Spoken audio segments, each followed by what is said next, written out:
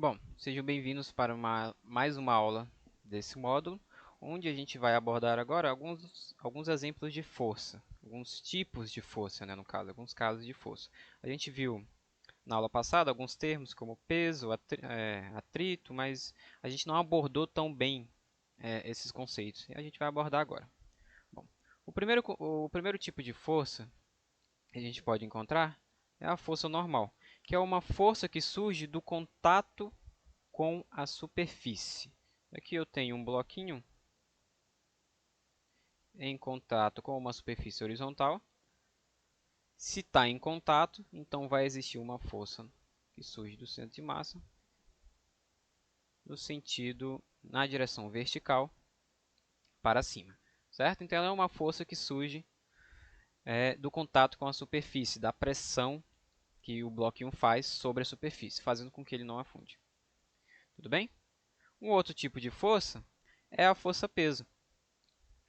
A gente viu lá na aula passada que a força-peso é uma força de atração que a Terra exerce nos corpos. Tudo bem? Quando você deixa alguma coisa cair, é por conta da existência dessa força. A Terra atrai os corpos, então o peso ele sempre vai apontar em sentido na direção da Terra. Tudo bem? Nesse exemplo aqui, se você perceber, quando você deixa algo sobre uma mesa, esse objeto ele não ultrapassa a mesa e nem sai flutuando. Por quê? Porque existe um certo equilíbrio. Essa força se equilibra com essa. Então é por isso que o objeto fica paradinho em cima da mesa. Mas elas não são um par, ação e reação. Por quê? Porque elas estão acontecendo no mesmo corpo. Elas apenas se equilibram. Tudo bem? E o peso, a gente pode calcular ele como sendo massa vezes a aceleração da gravidade. Tudo bem? Isso é bastante importante que eu esqueci de mencionar na aula passada quando eu citei o peso. Outro tipo de força que a gente costuma ver muito é a força de atrito. Tudo bem? É comum a gente pegar objetos e começar a deslizar eles sobre uma mesa e sentir que a mesa e o objeto possuem uma certa rugosidade na hora de você deslizar eles. Tudo bem?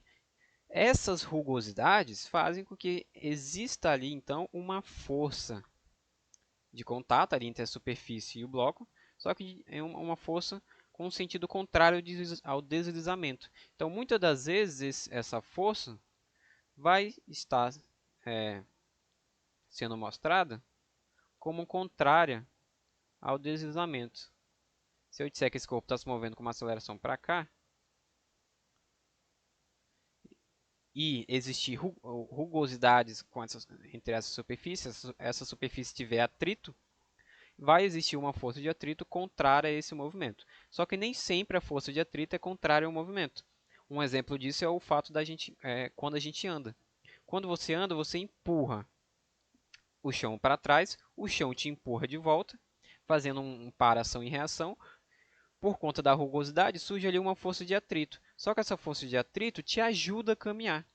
Ela é que faz com que você não deslize sobre a terra. Porque se não existisse essa força de atrito, você ficaria deslizando. Um exemplo disso é o gelo. Se você está andando em cima do gelo, essa força de atrito tende a zero.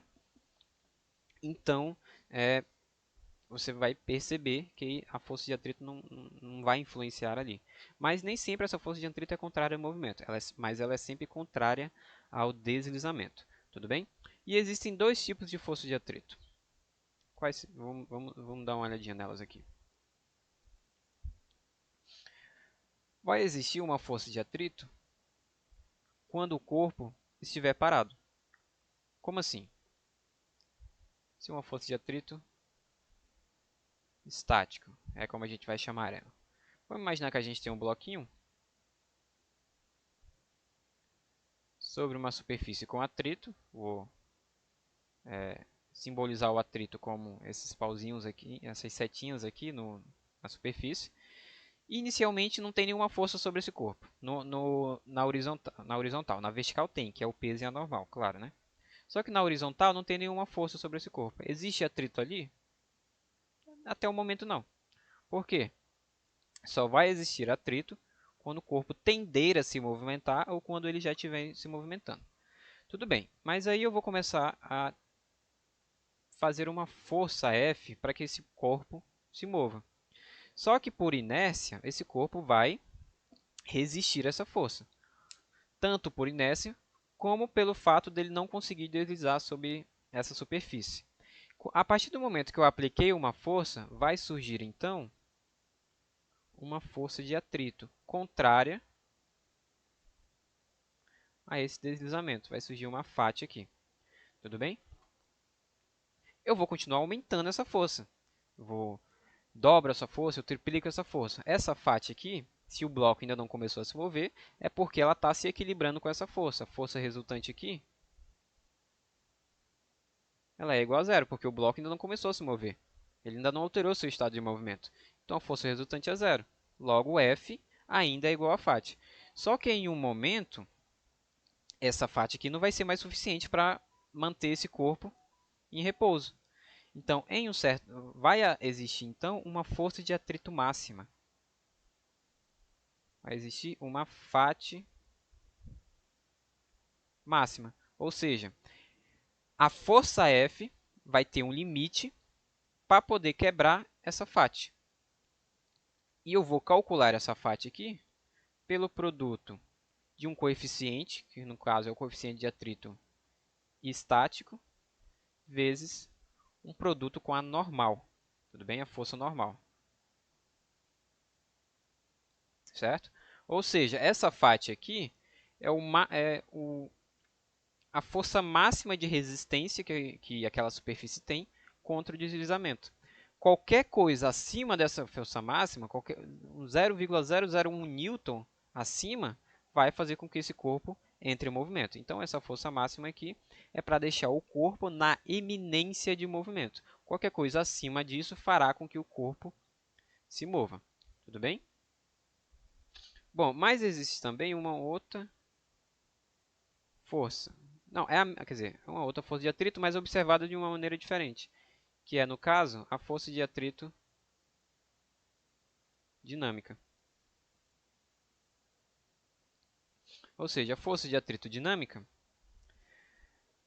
o corpo já vai estar se movimentando, ou seja, o corpo ali estava inicialmente parado. Eu calculei a força de atrito máxima e superei essa força. Eu sabia o quanto eu tinha que aplicar nessa força F aqui para poder superar a força de atrito máxima.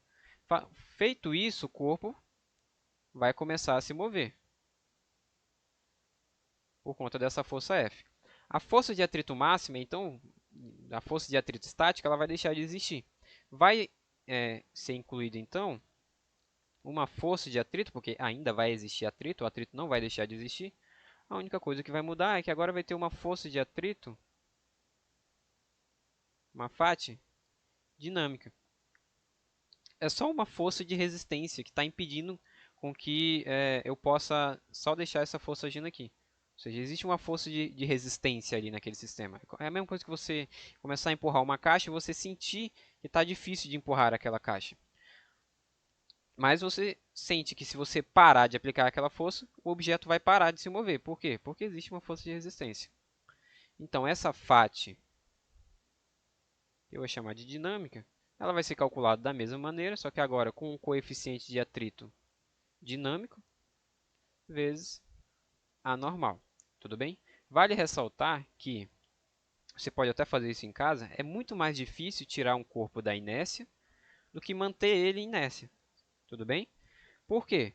Tanto por conta da massa do corpo, como por conta da força de atrito envolvida. A força de atrito máxima, uma observação, a FAT máxima, ela acaba sendo maior do que a FAT dinâmica.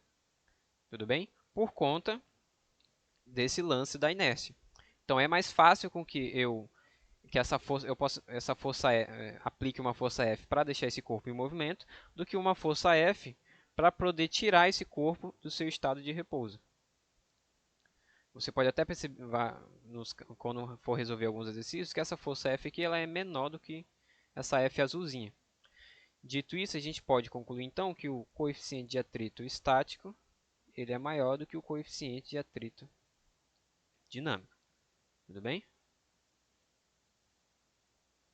Um exemplo disso é que se eu quero calcular a FAT máxima desse sistema aqui, eu digo que eu quero calcular a FAT máxima, então eu dou um valor qualquer para minha normal. Não qualquer, mas nesse sistema aqui eu percebo que no eixo vertical eu tenho o peso e tenho a normal. Tudo bem? Como os dois se equilibram, eu posso dizer que a normal é igual ao peso. Então N é igual a P, em módulo. Se eu digo que esse corpo tem 2 kg, exercício. Se eu digo que o peso desse corpo é igual a 20 newtons, no caso, ou seja, ele tem como massa 2 kg, isso aqui tem que ser igual ao meu vetor normal. Se eu quiser calcular a FAT, e eu posso dizer também que o coeficiente de atrito nesse corpo aqui, atrito estático, é igual a 0,5. Perceba que ele é adimensional, não tem unidade de medida para esse coeficiente. Eu posso calcular a FAT máxima, nesses dados que eu coloquei aqui, como sendo 0,5 vezes 20 newton. Isso aqui, então, a FAT máxima seria 10 newtons. Ou seja, eu precisaria aplicar uma força F que fosse maior do que 10 newtons, sei lá, 10,0001. Já seria maior do que 10 newtons, então esse corpo começaria a se movimentar. Tudo bem? Bom, então aqui a gente encerra esse módulo de dinâmica. Eu espero que vocês tenham gostado das aulas e eu fico por aqui. Até a próxima e muito obrigado.